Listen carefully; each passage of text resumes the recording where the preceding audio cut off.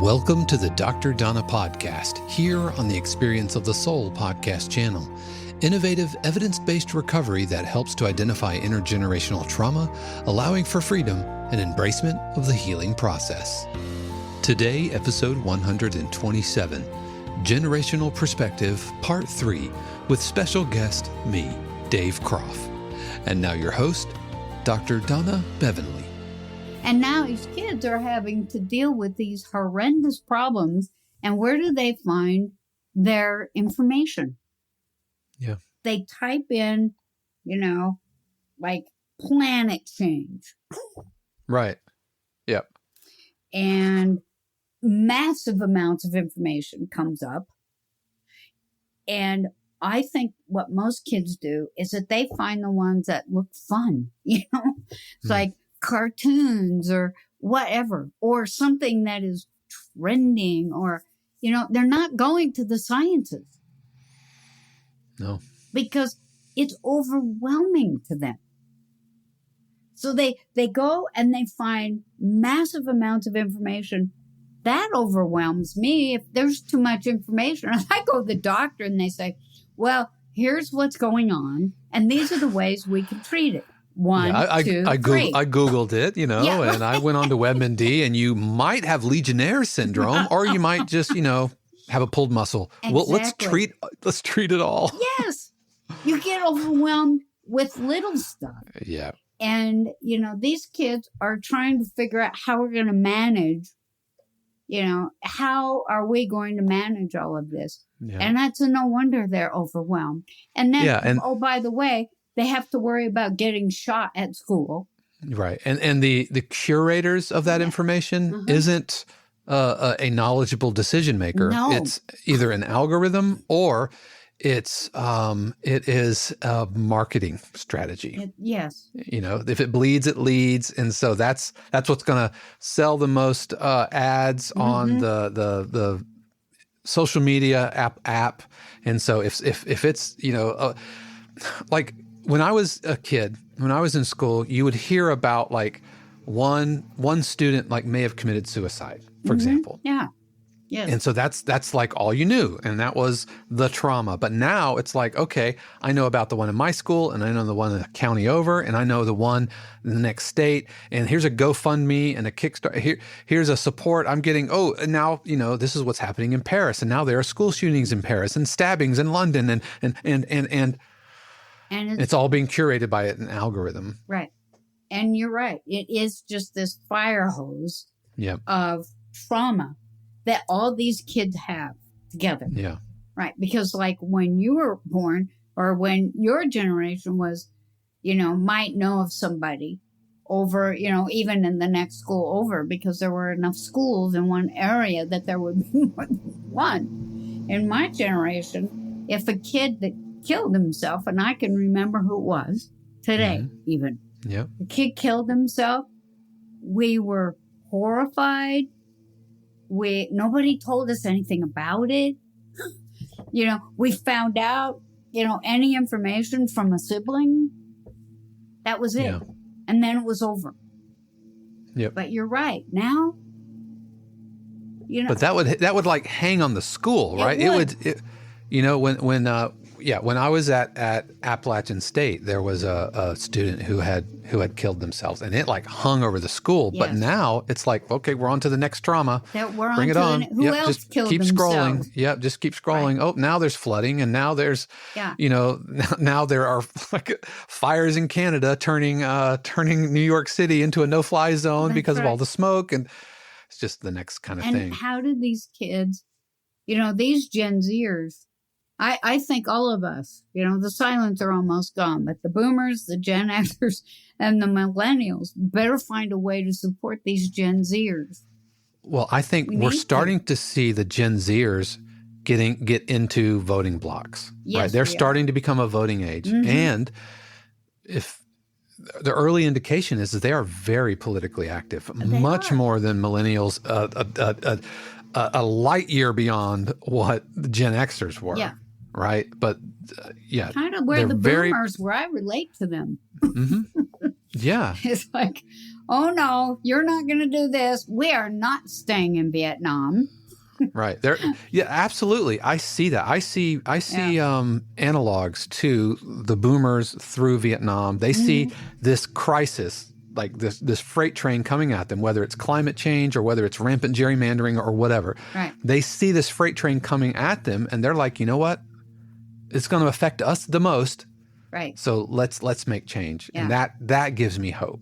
I Beyond get some hope all out of of the that. nihilism that we went over today, right? That gives me hope because I feel like they are the most motivated. They are. And, even that group in Montana that has filed a lawsuit, kids filing a lawsuit on behalf of the planet. I mean, we're talking about some serious, they're not just like, oh, okay, I'm going to get lost in my phone. They might get a lot of information from their phone, but their motivation to do something about it is huge. Because social media, for millennials, social media came into prevalence while they were of, high school and middle school age. And so it was new and it was, but Gen Zers have had it their entire life. Yeah. The same way that I had a telephone my entire life. Right. And so I didn't think about to this day, I don't spend hours and hours on the telephone. No. So when I use the phone, it's for a very deliberate purpose. Yes. So I think Gen Zers are able to use things like social media to enact change. It's a tool. It's not just something new and kind of it's not something shiny. you use to escape. Right. Exactly. Because it's always been there. Right. It's always been there. That's a really good point. Yeah. Because when you are born and raised with something, you learn to work with it in a useful way. That's right. It's a tool, not a toy. Right. It's like we always had a car. Mm-hmm.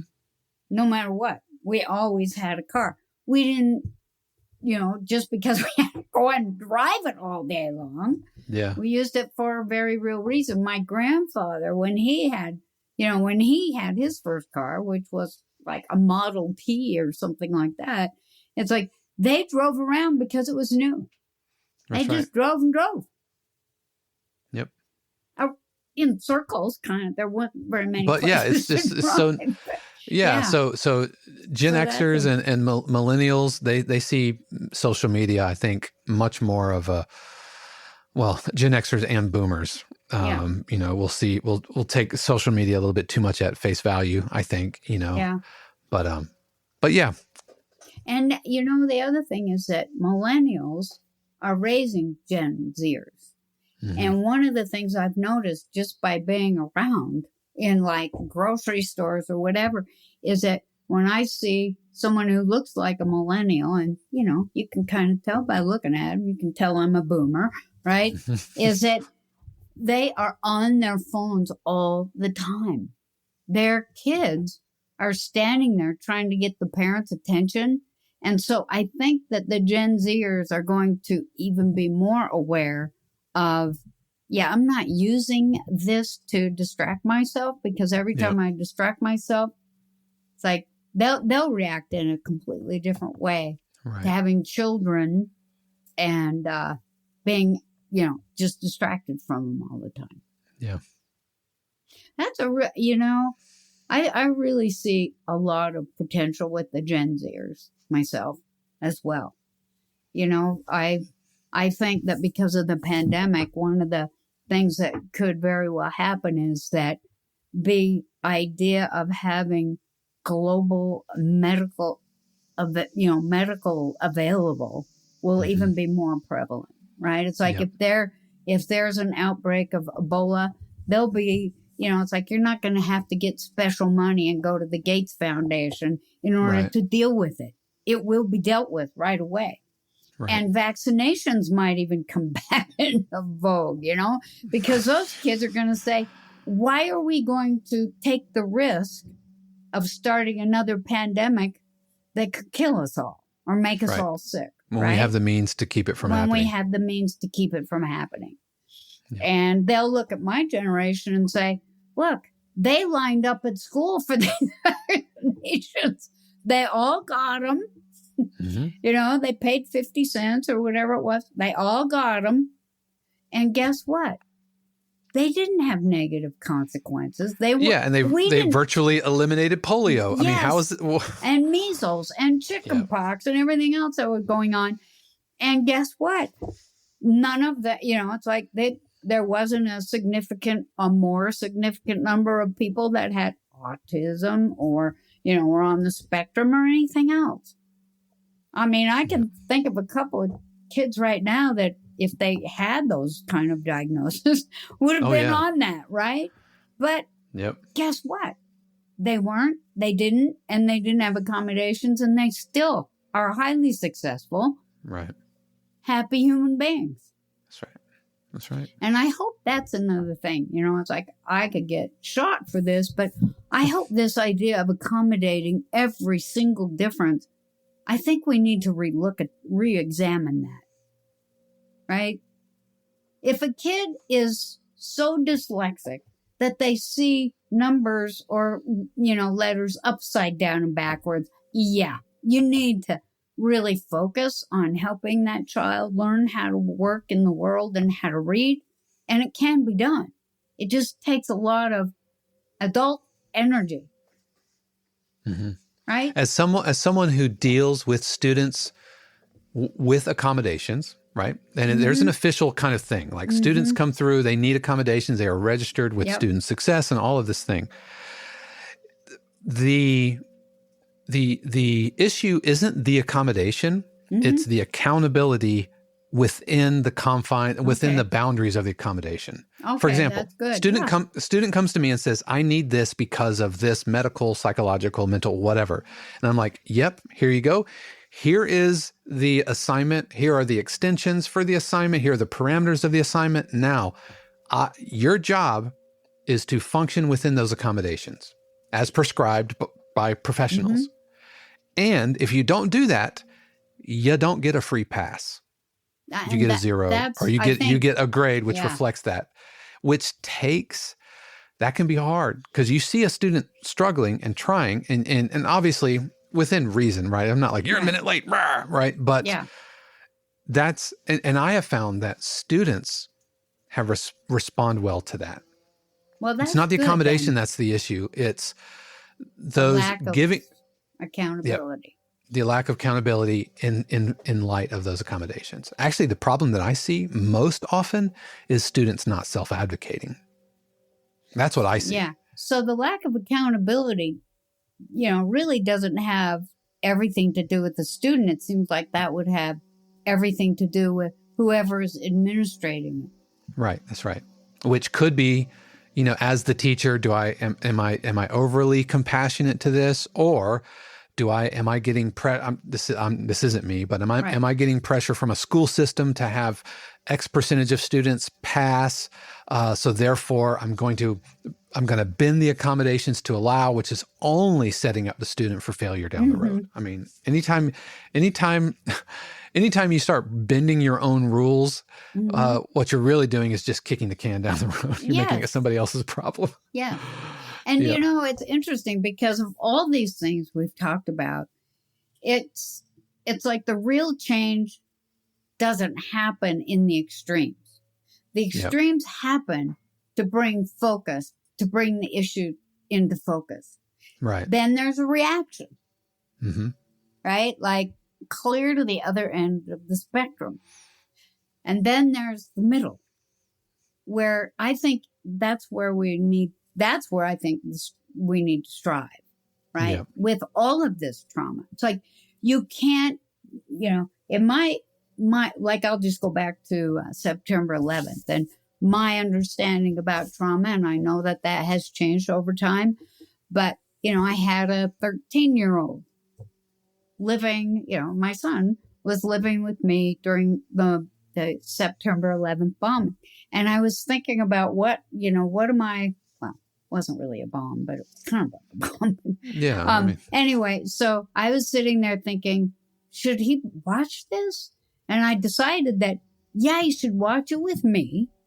And we don't need to watch it over and over and over again, because every time you watch it over again, it blows up. We watched it over it's like again. taking a drug over and over, Yeah, right? It's like we watched it a few times just because I can't believe it. Yeah. So we watched it a few times, and then we watched, how it was playing out a little bit. But then we went out and talked to neighbors. And we had a thing down at the Seattle Center. We had this big fountain that has water coming out of it all the time. And it has a stair thing that goes around and around like a spiral. Mm-hmm. And people were down there and they filled up that spiral and then out into the grass, and they just kept circling and circling with candles, and people were talking to each other and singing songs and all this. And it's like, okay, that's a good thing, right? But I think that when you look at where, it's like parents still need to be involved with making decisions about how traumatized their kids are going to be. You can't, it's like what I was saying was that at that time, it's like, okay, I'm making this decision. You can't, even the best of parents, and I don't think this would be a good thing, it's like, I'm going to protect my child from every potential trauma there is. And I think that's a real thing that millennials might deal with. It's like, I'm going to protect my kid from every single potential trauma. And I'm going to not necessarily from an educational, but from an emotional standpoint. Well, you're not going to be able to do that, but you certainly can expose them with guidance and direction and know that you're there for them. Like you were talking about the human trafficking. Most children hearing about that aren't being trafficked. But it's a big problem. Yeah. And a lot of it's going to end up on their shoulders. Like, what are we doing about this? We've tried, the millennials are trying, and some of the Gen Xers are involved with it, administrating, trying to do that. But what about the Gen Zers where they're just getting this fire hose? Need to be aware that things are happening, but it's not happening to them. Yeah, some of it is yours to do. Some of it isn't. Some of it might just be you just holding consciousness for it. Yes. Some of it might need that you need to go volunteer. That's right. Some of it might mean, hey, why don't you, donate some money to a cause? But what we don't necessarily need to do is shoulder the trauma and internalize it. And that's also, it's not just like large things like human trafficking. It could be like an injustice you see happening in another state. Yes. Right? Like this state is doing this to its constituents.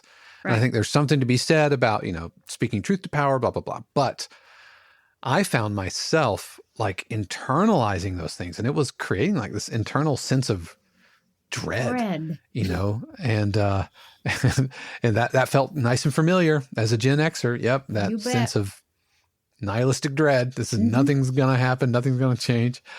Yep. And that, I think it's important when people have grown up in these generations to really look at how has that affected me and how can I do something positive, whether it's part of what I did or what I should need to do, right? Yeah. How do I, and of course you can't know unless you become aware. And so helping children, even, young adults, learning to become aware of how do I become aware of this without it just overwhelming me? Like you say, shouldering the emotional trauma of that. And also not trying to protect them from it all the time. Because, if they don't learn how to adapt and adjust to those kind of things that are happening, when they get old enough to determine what they're going to know or not, talk about, standing in front of the fire hose when it gets turned on. Right. Yep. And they won't have any skills. Yeah, and able to cope with it, and that's going to affect their work life, their relationships, and everything. It'll be a domino effect of and they'll act out and all of that. So, yeah, it's fascinating to see how the generations, and I think it's really interesting, and it's one of those things that you only can study when you're on the other side of it. Like, I don't even know, what are they naming the next generation now? Do we know? Is it Zennials? Or is that Gen Z? Know. I think we're still in Gen Z, at least according to the woman that wrote this book on generations, because she talks about kids that were born and raised in the pandemic. Right. Yeah. So, it's still happening, and it's pretty big, wide generation. And it might, that's her take on it, but I think it, because the millennials. See, where does that end?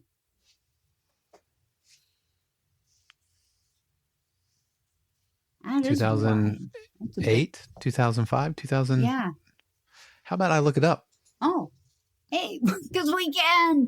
I'm literally sitting in front of a computer. This is what I would do if you were, if you were hosting the episode by yourself. I would pull it up and.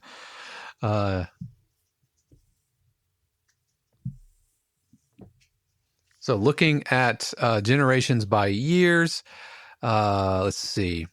Lost generation is 1893 to 1900. Wow. The greatest generation, which is 1901 to 1924. The silent generation would be 25 to 45. Okay, that's a The boomers are 46 to 64. Mm-hmm. Gen Xers are 65 to 80. Right. Okay. So I was 73. So again, like kind of the last third. Millennials are 81 to 96. Gen Z is 97 to 2012. Oh, really? So who are these? Yep. What are we calling these little guys? I don't. We don't have one yet, huh? According to Axis.org, there's no name for it yet. They need to get this. They're 10 years old now, right? Yeah. They're in middle school. We need something here. Yeah. Maybe they'll just make it a bigger Gen Z. Maybe. I don't know. Or Gen 1 or Gen AA. We're running out of letters. Gen Z.2. Right. Yeah. Wow. Well, I think overall, learning how, all these generations, learning how to come together to solve some of the big problems is really important. I mean, if we don't, it'll be a moot issue anyway. Right. If everybody digs into their heels, then nothing changes. Or makes, points their finger and say it's all your fault.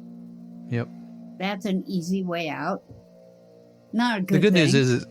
news is nobody's saying it's Gen X's fault because nobody remembers Gen X. If you're a Gen Xer. Seriously, no. no. And they're blaming everything on us. Oh, yeah.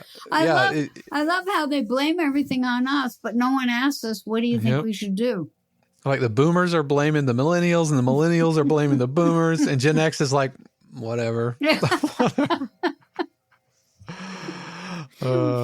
but I talked in my Healing Your Family Legacy about being abandoned and neglected. Neglect is a huge trauma for children, and it was for Gen Xers.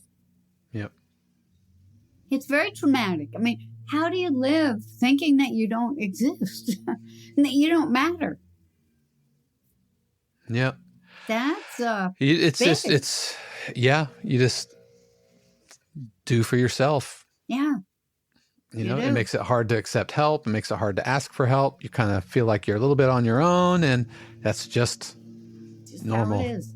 Yep. But, the Gen Xers are coming into positions where they're going to have more power. Yeah. The administration, probably into politics, all that thing that happens when people are in their late 40s and early 50s. Off they go, right? And it's like there has to be more than just whatever in charge. You guys matter. Well, I appreciate that. And once again, thank you so much for having me on the show. This has turned into a long one, and I'll cut this into 3 episodes. Okay. So that way you'll get a lot of Dave here. But as someone who has been kind of riding sidecar along this journey with you, it's been amazing, and I always learn a lot. And I'm honored that you would have me on your show. Thank you so much. You are so welcome, and thank you. This was just kind of, we started talking and said, we should be recording this. I think it's very useful because it's all about that trauma, right? Absolutely. Absolutely. And you said something before we started rolling that I just want to call attention to and to recognize in myself, because it's really easy for me to kind of write off like boomers, like you have your kind of screw you, I've got mine mentality. Mm-hmm. And as somebody living in Florida, I'm going to be honest, I kind of see it, right? Yeah, you do. You live it. But I'm hearing you. I am as a representative of Generation X talking to a representative of boomers. I want to say that I recognize the fact that, and I'm hearing you when you say like nobody's asking us. Mm-hmm. And how I can see myself not putting as much value as I probably should be. So I just want to state that, and I'm going to do my part, as it were, to not be as dismissive of boomer generation. Just like I don't want to be dismissive of Gen Z or millennials. So no, generation. I just want to call attention to that. Oh, thank you very much. Very well. Okay. Thank you, Dave. Thank you for having me. You. Really, really appreciate you. Thank you for listening to the Dr. Donna podcast here on the Experience of the Soul podcast channel. This channel is made possible because of listeners just like you. If you would like to support the channel with your tax-deductible contribution on an ongoing basis or through a one-time gift, head over to experienceofthesoul.com/support. The Dr. Donna podcast is copyright 2023 Dr. Donna Bevan-Lee, all rights reserved. Our theme music is composed by Dave Croft and used with permission. The Experience of the Soul podcast channel is a production of 818 Studios.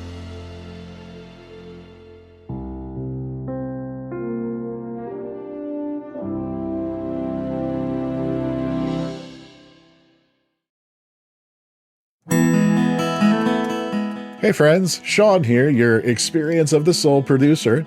I want to take a moment to tell you about something truly exciting. The SoulWorks online community, created by your host, Cynthia Alice Anderson, and available on the Mighty Networks app. If you're looking for a place where you can explore your spiritual path, connect with others, and grow in a meaningful way, then this is for you. SoulWorks is so much more than an online community. It's a safe, inclusive space for spiritual exploration, self-discovery, and personal transformation. Inside the community, you'll find everything from uplifting spiritual studies to soul-centered growth practices, meditations, affirmations, and so much more. It's a space where you'll always be supported and never judged. The best part, membership is free. You'll have access to powerful resources, inspiring content, and a supportive group of like-minded people who are all on their own unique spiritual journeys. And if you're ready to dive deeper, there are premium options available to enhance your experience with a live Monday night talk series and extended, deeper meditations.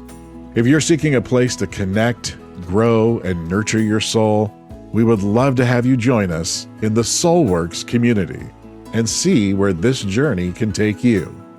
Visit my.soulworkscommunity.com today.